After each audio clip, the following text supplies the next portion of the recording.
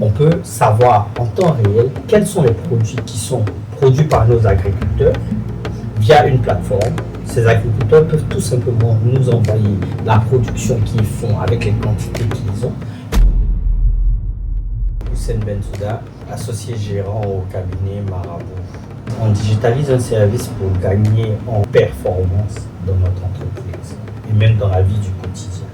Avant, je marchais de chez moi jusqu'au bord de la route pour aller chercher un taxi.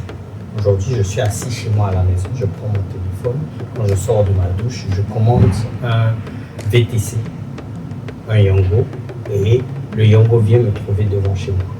Donc voici aujourd'hui comment on a digitalisé le fait de prendre un transport en Côte d'Ivoire. Je regardais sur les réseaux sociaux une vidéo où la dame disait que le premier facteur pour faire l'agriculture, c'est de savoir à qui on vend. Aujourd'hui, on prend tout simplement la supply chain, la chaîne d'approvisionnement liée à l'agriculture en Côte d'Ivoire. On peut savoir en temps réel quels sont les produits qui sont produits par nos agriculteurs via une plateforme. Ces agriculteurs peuvent tout simplement nous envoyer la production qu'ils font avec les quantités qu'ils ont.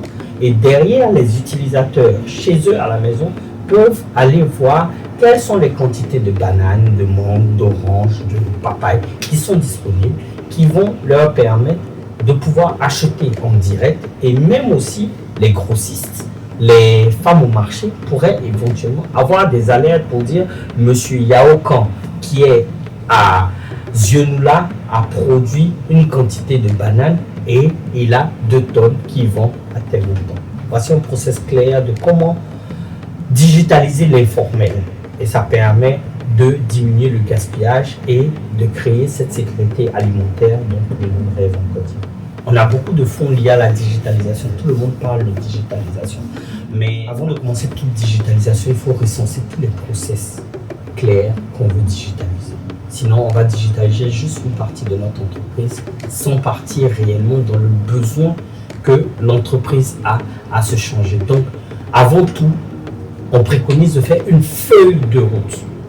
Une feuille de route. Si tu as une feuille de route, c'est comme un plan. Je ne construis pas une maison. On voit aujourd'hui, on a le problème dans la construction aujourd'hui, les bâtiments qui s'effondrent.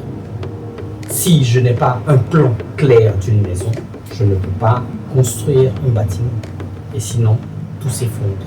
On n'aimerait pas que notre digitalisation s'effondre.